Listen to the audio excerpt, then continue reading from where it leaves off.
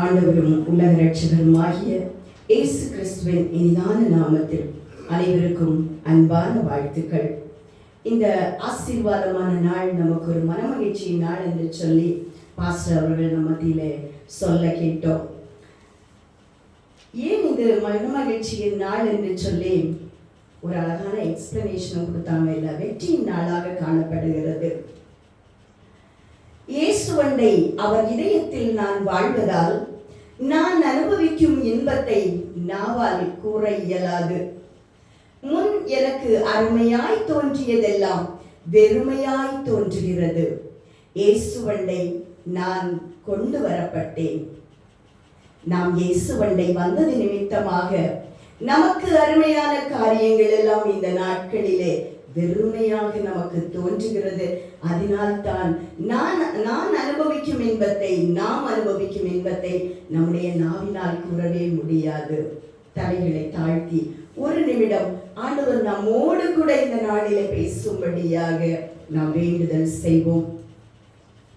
அன்பின் தந்தையே, ஆசீர்வாதமான மனமகிழ்ச்சியான இந்த நாளுக்காக உமக்கு நன்றி செலுத்துகிறோம்.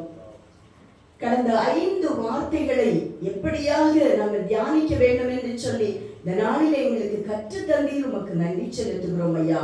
இந்த நாளில இந்த 6வது வார்த்தையில இந்த இடைப்பட வேண்டுமாய் மன்றாடுகிறோம். சிலுவையின் நிழலில் அடிமையை மறைத்து உம்முடைய சத்தியத்தை உடைய பிள்ளைகளுக்கு வெளிப்படுத்தும்படியாய் தாழ்த்தி ஒப்பு கொடுக்கிறேன். மீட்பர் மூலம் கேட்கிறோம் நல்ல பிதாவே, ஆமென். ஆமென். சத்தமா ஒரு ஆமென் சொல்லலாம். ஆமென். ஓகே. யோவான் எழுதின சுவிசேஷம் 19ஆம் அதிகாரம் 30ஆம் வசனம். யாராவது படிக்கலாமா? யோவான் 19:30. இயேசு காடி வாங்கின பின்பு முடிந்தது என்று சொல்லி தலையை சாய்த்து ஆவியை ஒப்பு கொடுத்தார். அருமையானவர்களே, ஒரே ஒரு வார்த்தையில முடிந்தது அப்படின்னு சொல்லியிருக்காரு. இதுக்கு முன்னாடி 28ஆம் வசனத்துல முடிந்தது என்று அறிந்து தாகமா இருப்பேன்னு சொன்னார் அப்படின்னு சொல்லிட்டு நம்ம வாசிக்க கேட்டோம். பொது மொழிபெயர்ப்புல சொல்லப்பட்டிருக்கிறது எல்லாம் நிறைவேறிற்று. முடிந்தது என்றால் எல்லாம் நிறைவேறிற்று. In English it is finished அப்படின்னு சொல்லிட்டு பார்க்கிறோம். நம்முடைய பரிசுத்த வேதாகமத்துல ஒரே வார்த்தை, பொது மொழிபெயர்ப்புல 2 வார்த்தை, ஆங்கிலத்திலே 3 வார்த்தை என்று சொல்லி பார்க்கிறோம். இங்கே ஒரு திருப்பு முனை உண்டாக்கும்படியாக இந்த வார்த்தையானது நம்முடைய ஆண்டவராகிய இயேசு கிறிஸ்துவின் வாயிலிருந்து வருகின்றதை பார்க்கின்றோம். இது நார்மலா நம்ம பார்க்கும்போது சத்துருக்களுடைய வாயிலிருந்து வர வேண்டிய வார்த்தை. யார் அவர்களை அங்கே பாடுகளுக்கு உட்படுத்தி அநேக உபாதிகளை ஆண்டவருக்கு உண்டு பண்ணினார்களோ அவர்கள் சொல்ல வேண்டிய வார்த்தை. பிடித்தோம், அடித்தோம், பரிகாசம் பண்ணினோம், பாடுகளுக்கு உட்படுத்தினோம், சிலுவையில் அறைந்தோம், எல்லாம் முடிஞ்சிச்சு அப்படின்னு சொல்லிட்டு அவங்க சொல்ல வேண்டிய வார்த்தை.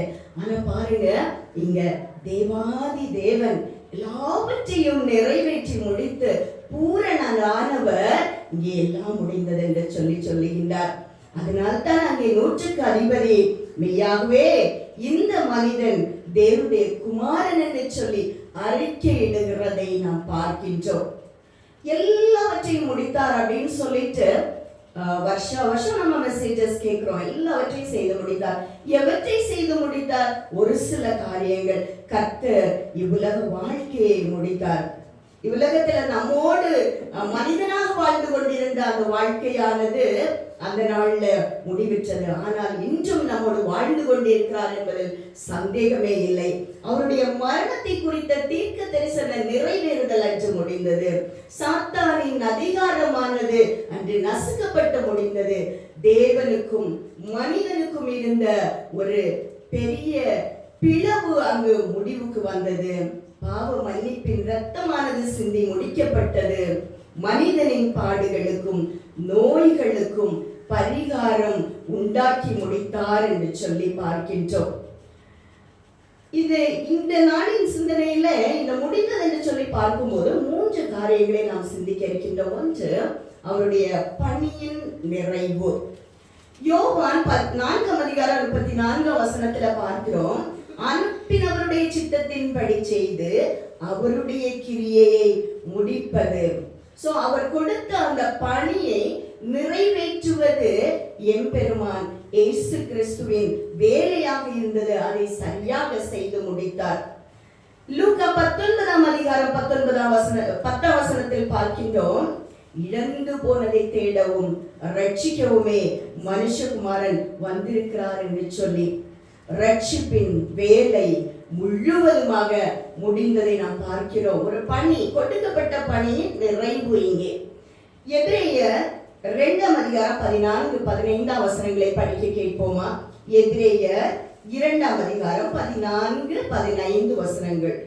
ஆதலால் பிள்ளைகள் மாம்சத்தையும் இரத்தத்தையும் உடையவர்களாய் இருக்க அவரும் அவர்களைப் போல மாம்சத்தையும் இரத்தத்தையும் உடையவரானார். மரணத்துக்கு அதிகாரியாகிய பிசாசானவனை தமது மரணத்தினாலே அழிக்கும்படிக்கும் ஜீவகாலமெல்லாம் மரண பயத்தினாலே அடிமைத்தனத்திற்குள்ளானவர்கள் யாவரையும் விடுதலை பண்ணும்படிக்கும் அப்படியானார். ஆமென். அவர் ஜீவ காலமெல்லாம் அடிமைத்தனத்துக்குரிய எல்லாரையும் விடுதலையாக்கும்படியான வேலையை அவர் செய்து முடித்ததை நாம் பார்க்கின்றோம். பணியின் நிறைவு இவ்விதமாக காணப்படுகிறது. அடுத்ததாக வாழ்வின் நிறைவு. வாழ்க்கை என்பது நமக்கு தெரியும், ஒரு குறிப்பிட்ட காலத்தில் தான் நாம் இந்த உலகத்திலே வாழ முடியும் என்று சொல்லி வேதத்துல தெளிவாக ஒரு வசனம் சொல்லப்பட்டிருக்கிறது, நாம் மரிப்பது நிச்சயம் என்று சொல்லி. 1 ராஜாக்கள் 2ஆம் அதிகாரம் 2ஆம் வசனத்துல தாவீது ராஜா சொல்லுகிறார், நான் பூலோகத்தார் யாவரும் போகிற வழியாய் போகிறேன். இன்னைக்கு எத்தனை பேர் இப்படி தைரியமா தன்னுடைய வாழ்வின் நிறைவை சொல்றாங்கன்னு சொன்னா சொற்ப பேராதான் இருப்பாங்க. ஆண்டவருக்குள் வாழ்கிற பிள்ளைகள் தைரியமாக சொல்லுவாங்க, நான் பூலோகத்தார் யாவரும் போகிற வழியாய் போகிறேன் என்று சொல்லி. இங்கு ஆண்டவராகிய இயேசு கிறிஸ்துவும் பாடுகளுக்கு உட்பட்டு இந்த மனித சரீரத்தினின்று ஒரு ஒரு மரணத்தை சந்தித்ததை நாம் பார்க்கின்றோம். இது வாழ்வின் நிறைவாக கருதப்படுகிறது. அடுத்ததாக மத்தேயு எழுதின சுவிசேஷம் 5ஆம் அதிகாரம் 17ஆம் வசனம் சொல்லுகிறது, நியாய பிரமாணம் தீர்க்க தரிசனம் இவற்றின் நிறைவேறுதலாக நாம் அவரை காண்கின்றோம். எதை நிறைவேற்றினார்? நியாய பிரமாணம், தீர்க்க தரிசனம். வேதத்தில் எழுதப்பட்டிருக்கிற அத்தனை தீர்க்க தரிசனங்களுக்கும் நிறைவேறுதலாக நம்முடைய ஆண்டவராகிய இயேசு கிறிஸ்து காணப்பட்டதை நாம் பார்க்கின்றோம். ரோமர் 10:4 பார்க்கின்றோம், கிறிஸ்து நியாய பிரமாணத்தின் முடிவாய் இருக்கிறார். நியாய பிரமாணத்துக்கு முடிவே நம்முடைய ஆண்டவராகிய இயேசு கிறிஸ்து தான். சோ அவர் சொல்லி அந்த வார்த்தை எவ்வளவு ஒரு அர்த்தமுள்ள வார்த்தை, எல்லாவற்றையும் செய்து முடித்து ஒரு வெற்றி முழக்கமாக முடிந்தது என்று சொல்லுகின்றதை பார்க்கிறோம். உலகத்திலே மனிதன் துன்பம், துக்கம் இவை வரும்போது உலக பிரகாரமான சில உல்லாசங்கள் மட்டுமல்ல போதை பொருட்கள் மூலம் சந்தோஷம் காண முயற்சிக்கின்றனர். ஒருவேளை நான் கூட சில நாட்கள்ல நினைத்தது உண்டு, ரொம்ப ஃப்ரஸ்ட்ரேஷனா இருக்கும்போது, ரொம்ப ஒரு மாதிரி சோர்வா இருக்கும்போது, பணி நிமித்தமாகவோ இல்லை ஏதோ ஒரு சோர்வு நிமித்தமாக இருக்கும்போது கொஞ்சம் நம்ம வெளியே போயிட்டு வந்தா கொஞ்சம் ஃப்ரீயா இருக்குமே அப்படின்னு சொல்லிட்டு நினைச்சிட்டு நானும் வெளியே போனது உண்டு. ஒருவேளை உங்களுடைய வாழ்க்கையிலும் அது நடந்திருக்கலாம். நம்ம ஜஸ்ட் வெளியே போனோம்னா கொஞ்சம் நம்முடைய காரியங்களை மறந்து, நம்முடைய கவலைகளை மறந்து, நம்முடைய ஃப்ரஸ்ட்ரேஷன்ஸ் எல்லாவற்றையும் கொஞ்சம் தள்ளிவிட்டு ரொம்ப ஃப்ரீயா இருக்கலாம் அப்படின்னு நினைத்து நம்ம போறோம். ஆனா அதையெல்லாம் அனுபவித்து விட்டு, அந்த நிரந்தர சந்தோஷத்தை அனுபவித்து விட்டு வந்த பிறகு அந்த கிடைக்கக்கூடிய விடுதலையை நம்ம பார்த்தோம்னா அது நிரந்தரமானதே கிடையாது. எல்லாம் முடிந்தோம், கடந்து வந்த கசப்பான வீணான ஒரு அனுபவம் தான் நமக்கு மிஞ்சி இருக்கும், எஞ்சி இருக்கும். ஆனா இங்க துக்கங்களையும் பாடுகளையும் சிலுவையிலே நமக்காக சுமந்து முடித்தவர் நம்மை அழைக்கிறார் நித்திய இளைப்பாறுதலுக்கு, ஒரு நித்திய சந்தோஷத்தை சமாதானத்தை தரும்படியாக நம் இயேசு நம்ம அனைவரையும் இங்கே அழைக்கிறதை நாம் பார்க்கின்றோம். ஆகவே ஆல்ரெடி குறிப்பிட்டபடி அந்த வசனத்தை மறுபடியும் நான் குறிப்பிட விரும்புகிறேன். மத்தேயு 11:28 அனைவருக்கும் தெரிந்த வார்த்தை. படிப்போமா? மத்தேயு 11:28. வருத்தப்பட்டு பாரம் சுமக்கிறவர்களே, நீங்கள் எல்லாரும் என்னிடத்தில் வாருங்கள், நான் உங்களுக்கு இளைப்பாறுதல் தருவேன். ஆமென்.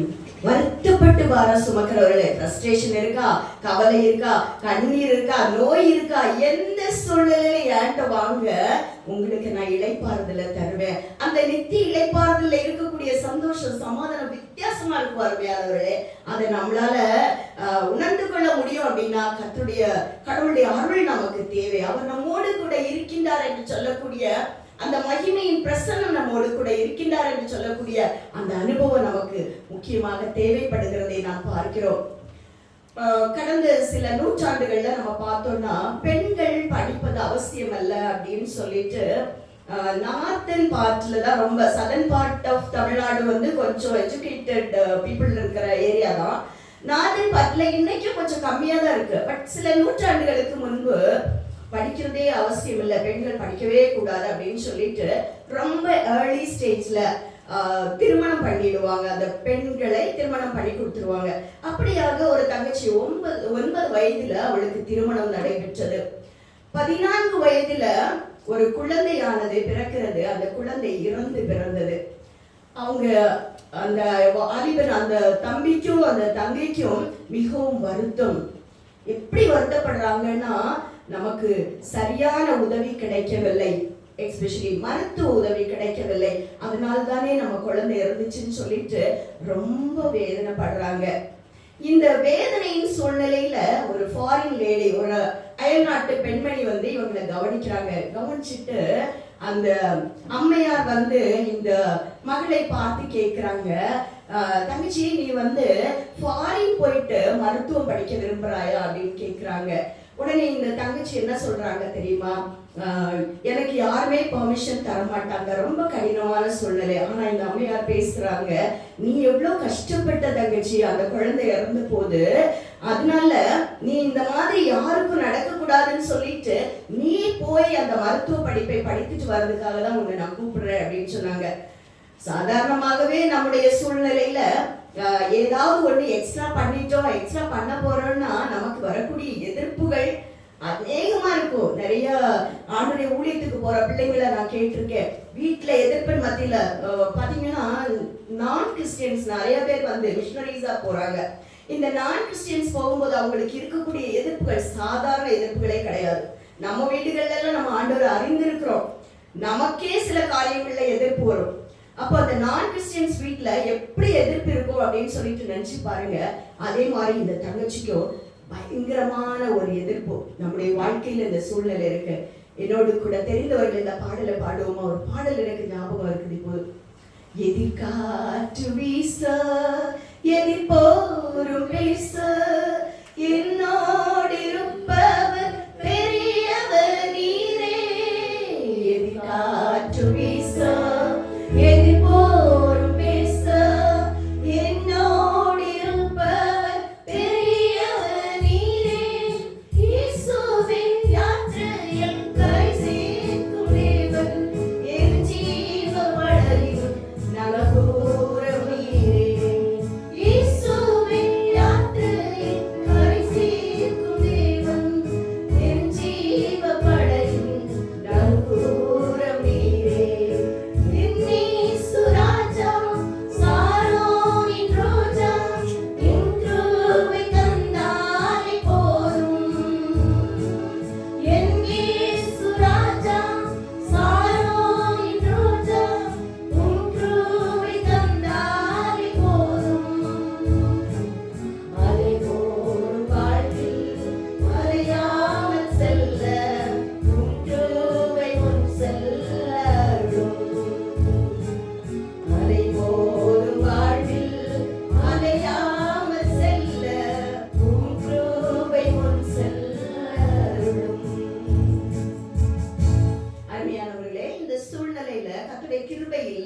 நம்மளால முன்னேறி செல்ல முடியாது. எந்த ஒரு எதிர்ப்பு வந்தாலும் நமக்குள்ளால ஒரு சோர்வு வந்துடுது. அதே மாதிரி இந்த சகோதரி சோர்ந்து போக வேண்டிய நேரத்துல சோர்ந்து போகாம இந்த அம்மையார் சொன்ன வார்த்தைகளை கேட்டு நான் எப்படியாவது போய் மருத்துவம் படிக்கணும்னு போயிட்டாங்க. போயிட்டு மருத்துவம் படிச்சுட்டு ரொம்ப சந்தோஷமா வராங்க. என்னை போல சரியான மருத்துவ உதவி இல்லாத என் அன்பு சகோதரிகளுக்கு நான் உதவி செய்யணும் அவளோட வந்தாங்க. அந்த உதவியை செய்துட்டு இருக்காங்க. ஆனா கொஞ்ச நாட்கள்ல பாத்தீங்கன்னா அவங்க விலகினப்படுறாங்க. லிவர் ப்ராப்ளம் ஆயிடுச்சு. இந்த நுரையீரல் பிரச்சனையினால கடைசி தருவாய், வாழ்வின் கடைசி தருவாயில நிற்கிறாங்க. அதோட அவங்க விட்டு விடல. அவங்க சொன்ன கடைசி வார்த்தை என்ன தெரியுமா? என்னால் செய்யக்கூடிய எல்லாவற்றையும் நான் செய்தேன். I have done all that I could. என்னால முடிஞ்சது எல்லாத்தையும் நான் செஞ்சிட்டேன் கடவுளுடைய உதவியால அப்படின்னு சொல்லிட்டு ரொம்ப சந்தோஷமா ஒரு நிறைவான ஒரு வார்த்தையாக இதை பகிர்ந்து கொண்டார்கள். எதிர்ப்பின் மத்தியிலும் சேவை செய்த ஒரு சகோதரியாக நாம் பார்க்கின்றோம். அதே போல முடிந்ததென்று சொல்லி ஒரு நிறைவை தான் கண்டுகொண்டதை நாம் பார்க்கின்றோம். இந்த முடிவு ஒரு ஃபுல் ஸ்டாப் கிடையாது. This is a comma. அது கண்டினியூ ஆகுது. ஹவு டு அவர் முடித்த வேலையை நாம் தொடர வேண்டும். அது ஒரு தொடர் ஓட்டமாக காணப்படுகிறதை நாம் பார்க்கின்றோம். இயேசுவை தொடர்ந்து நிறைய பேர் ஓடினாங்கல்ல. அப்போஸ்தலர்கள் ஓடினாங்க, இரத்த சாட்சிகள் ஓடினாங்க, அநேக பக்தர்கள் ஓடினாங்க, திருச்சபை பிதாக்கள் ஓடினாங்க. இந்த நாள்ல அந்த கோலானது நம்முடைய கரத்திலே கொடுக்கப்பட்டிருக்கிறது. நாம் எப்படி அதிலே பங்கேற்க போகிறோம் என்பது மிகவும் முக்கியமான ஒரு காரியம். உலகத்துல ஒவ்வொரு மனுஷனுக்கும் ஒரு ஆசை இருக்கு. எல்லாருக்குள்ளேயும் ஆசை இருக்கு. யாராவது சொல்ல முடியுமா? யாராவது எனக்கு ஆசை இல்லைன்னு சொல்ல முடியுமா? இல்லை. ஒன்று தாண்டி ஒன்று, இன்னொன்று தாண்டி இன்னொன்று. கரெக்டா ஒரு ஆசை முடியும் முன்னாடி அடுத்த ஆசை நமக்குள்ளால வந்துட்டு. திஸ் இஸ் நார்மல் ஹியூமனுக்கு இருக்க வேண்டியதுதான் அது. ஸோ இந்த ஆசைகளை நிறைவேற்றுவதற்கு மனிதனுடைய கடின உழைப்பு அங்கே தேவைப்படுகிறது. என்னத்தை வேணாலும் நான் செய்வேன், எனக்கு இது நிறைவேறணும்னு சொல்லி நம்ம நினைக்கிறோம்ல, அதே மாதிரி தான் ஒவ்வொரு மனிதனும் நினைத்து கொண்டிருக்கின்றார். ஆனா இங்க ஒரு மிஷனரி டொனால்டு மெக்ராவன் அப்படின்னு சொல்லக்கூடிய ஒரு மிஷனரி பார்த்தீங்கன்னா இவருடைய ஆசை கொஞ்சம் வித்தியாசமா இருந்தது. சுவிசேஷ பணி என்னுடைய உயிர் மூச்சாக இருக்க வேண்டும் என்று சொல்லி ஒரு வித்தியாசமான ஆசை. கடந்த நாட்கள்ல பார்த்தீங்கன்னா, கடந்த வருடங்கள்ல அநேக மிஷனரிகள் நமக்கு வந்து ஃபாரின் கண்ட்ரீஸ்ல இருந்து தான் வந்தாங்க. இன்னைக்கு அந்த கண்ட்ரீஸ்ல எப்படி இருக்கு தெரியுமா? ஆலயங்கள் ஆட்களே கிடையாது. ஆலயங்கள் மூடப்பட்டு வருகின்ற ஒரு சூழ்நிலை. எவ்வளவு பரிதாபம் பாருங்க. அப்படியாக வந்த ஒரு மிஷனரி தான் இந்த டொனால்ட் மெக்ராவன் என்பவர். இவர் இந்தியாவில் வந்து இவருக்கு ஆசை, ரொம்ப ஆசை, பயங்கரமான ஆசை பாருங்க.